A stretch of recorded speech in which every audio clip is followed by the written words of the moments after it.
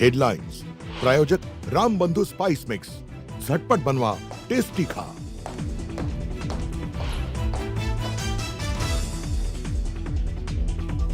Iran America युद्धाचा पुन्हा भडका, इराणने विश्वासघात केला, शस्त्रसंधी करार संपला, ट्रम्प यांची घोषणा।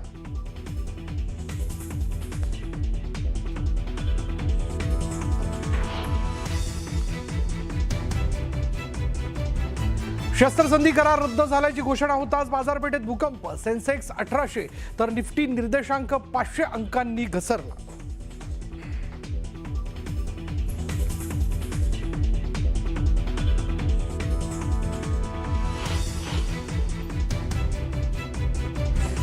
पिंपरी चिंचवडच्या मोशीत इमारत कोसळली, ढिगाऱ्याखाली 14 जण अडकल्याची भीती, एनडीआरएफ आणि अग्निशमन दल घटनास्थळी दाखल।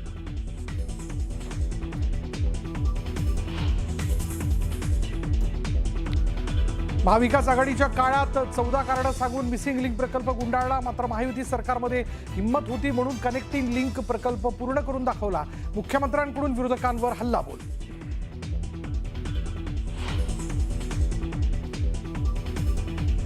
मुंबईत पावसाळ्यापूर्वी 80% नालेसफाई पूर्ण, तर मिठी नदीतून 83% गाळ काढला, तर पूर नियंत्रणासाठी 547 पंप कार्यरत, विधानसभेत मुख्यमंत्री देवेंद्र फडणवीसांची माहिती।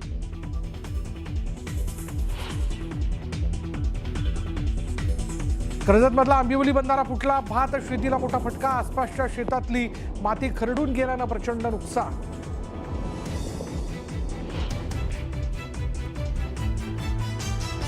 रायगडमध्ये मुसळधार पावसानंतर आंबा नदीला पूर, नागोठणेला पुराचा विळखा, बाजारपेठेत पाणी भरलं।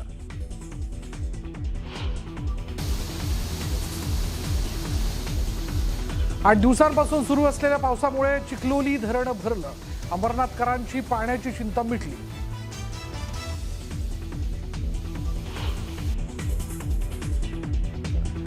केडीएमसी हॉस्पिटलमधील डॉक्टर परिचारिकांना मारहाण प्रकरणात आतापर्यंत 3 अटक, तर शिवसेना नगरसेवक रमेश म्हात्रेंवर गुन्हा दाखल होऊनही अटक न झाल्यानं विरोधक आक्रमक।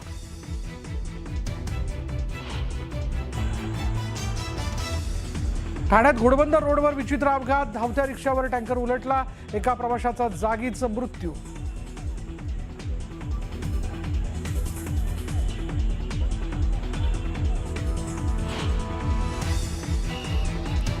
आळंदीमध्ये संत ज्ञानेश्वर माऊलींच्या पालखी प्रस्थान सोहळ्याची जय्यत तयारी, थोड्याच वेळात पंढरपूरकडे मार्गस्थ होणार माऊलींची पालखी।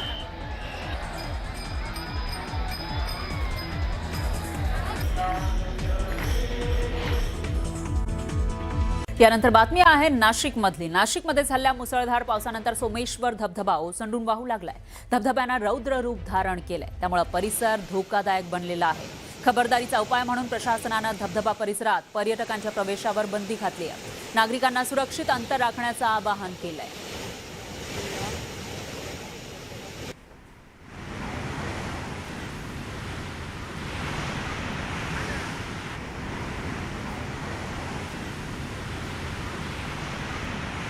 गोदावरी नदीच्या पाणलोट क्षेत्रामध्ये मोठ्या प्रमाणात पाऊस पडतोय आणि या मुसळधार पावसामुळे नाशिकची गोदावरी नदी प्रवाहित झालेली आहे। मी आता नाशिकच्या सोमेश्वर धबधब्यावरती उभा आहे आणि माझ्या मागच्या बाजूला दृश्यांमध्ये दिसणारा हा सोमेश्वर धबधबा अशा पद्धतीनं मोठ्या प्रमाणात प्रवाहित झालेला आहे। गोदावरी नदीमध्ये नाला ओढ्यांचं येणारं पाणी आणि पावसाचं पडणारं पाणी यामुळे गोदावरी नदी प्रवाहित झालेली आहे आणि त्यामुळे गोदावरीचं नदीचं जे पाणी आहे ते अशा पद्धतीनं या काळ्या पाषाणामधून थेट गोदावरी नदीच्या पाण्यामध्ये झेपावतोय आणि त्यामुळे एक विहंगम दृश्य, एक रौद्र रूप गोदावरी नदीचं नाशिकमध्ये पाहायला मिळते। नाशिकच्या सोमेश्वर धबधब्याची ही सगळी दृश्य आपण बघतोय कशा पद्धतीनं हा धबधबा प्रवाहित झालाय। मात्र एक महत्त्वाची आणि धोकादायक बाब म्हणजे या ठिकाणी पर्यटकांना बंदी घालण्यात आलेली आहे। मात्र पर्यटकांना बंदी घालण्यात आली असली तरी देखील काही पर्यटक आपल्या लहान मुलांना घेऊन पर्यटनासाठी या गोदावरी नदीच्या पात्रामध्ये येत आहे, लहान मुलांना घेऊन आपला जीव धोक्यात घालत आहे। त्यामुळे अशा पर्यटकांवरती खरं तर प्रशासनानं कारवाई करणं आवश्यक आहे, कारण हे पर्यटक केवळ स्वतःचा जीव धोक्यात घालत नाहीये तर त्यांच्यासोबत त्यांची लहान मुलं घेऊन हे पर्यटक या नदीच्या प्रवाहामध्ये पाण्यामध्ये उतरत आहे। एक फोटो काढणं, एक सेल्फी काढणं किती महागात पडू शकतं, जीवावर बेतू शकतं हे प्रशासनाकडनं सांगितलं जात आहे। मात्र असं असलं तरी हे लोक जीव धोक्यात घालत आहे आणि त्यामुळे अशा नागरिकांवरती जे प्रशासनाच्या सूचनांकडे दुर्लक्ष करतात आणि पाण्याच्या प्रवाहामध्ये उतरतात अशा लोकांवर कारवाई करणं अपेक्षित आहे, कारवाई होणं अपेक्षित आहे।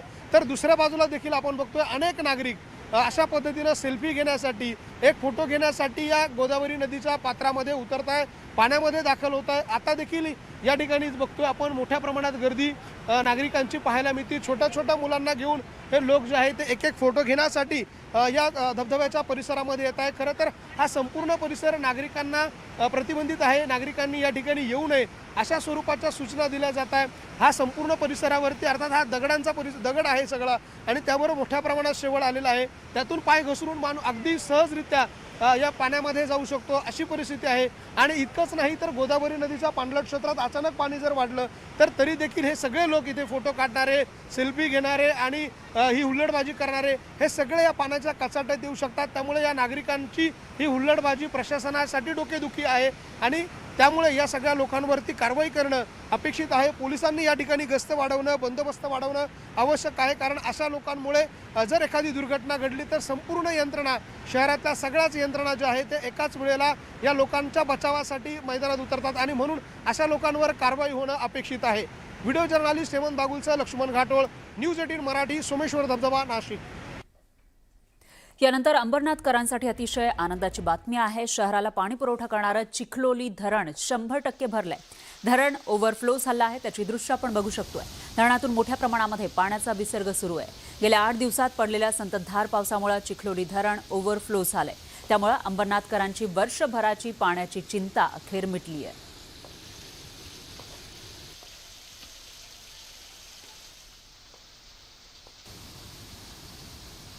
अंबरनाथ तालुक्यात गेल्या 8 दिवसांपासून जो काही मुसळधार पाऊस कोसळतोय त्यामुळे अंबरनाथ शहराला पाणी पुरवठा करणारं जे चिखलोली धरण आहे ते 100% भरलंय।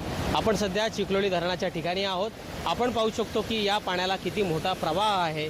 गेल्या 8 दिवसांपासून ग्रामीण भागात अंबरनाथ तालुक्यात जो काही मुसळधार पाऊस बरसतोय त्याच्यामुळे अवघ्या 8 दिवसात चिखलोली धरण जे आहे ते 100% भरलेलं आपल्याला पाहायला मिळतंय।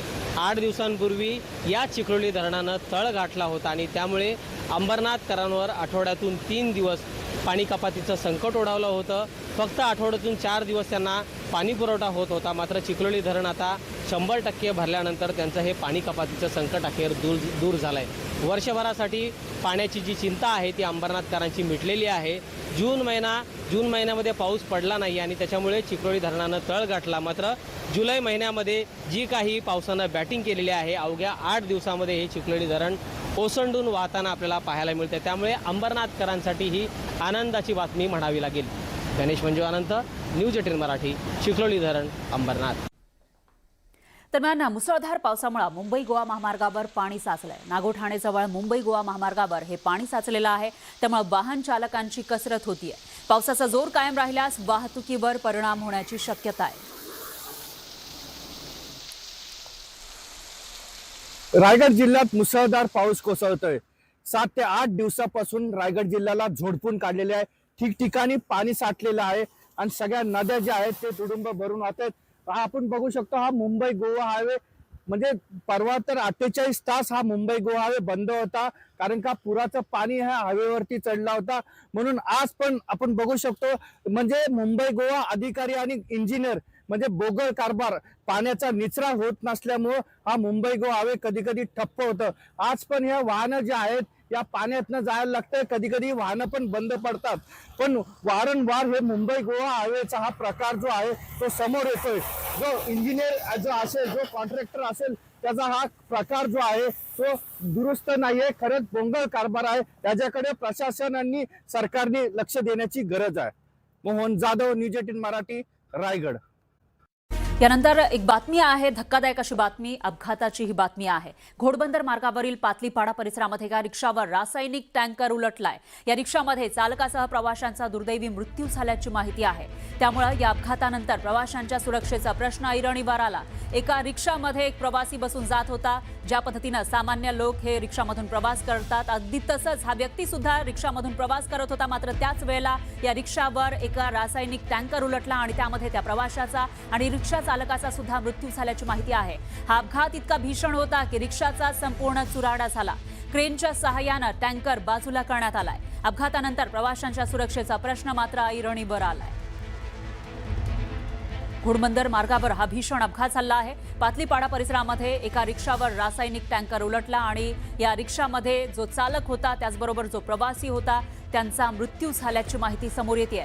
त्यामुळं या अपघातानंतर आता प्रवाशांच्या सुरक्षेचा प्रश्न ऐरणीवर आला आहे. म्हणजे जे लोक रिक्षामधून प्रवास करतात ते सुद्धा सुरक्षित नाहीयेत का असाही सवाल या ठिकाणी उपस्थित होतोय. अतिशय धक्कादायक अशी ही बातमी. घोडबंदर परिसरातली या मार्गावर भीषण असा अपघात झाला आहे. एक रिक्षा नेहमीप्रमाणे चाललेली होती आणि तेवढ्यात एक रासायनिक जे पदार्थ असतात ते असलेला एक टँकर या रिक्षावर पलटी झाला आणि त्याच्यामध्ये या रिक्षाचा चुराडा झालेला आहे. याच्यामध्ये एका रिक्षा चालकासह प्रवाशांचा सुद्धा मृत्यू झाल्याची माहिती समोर येते.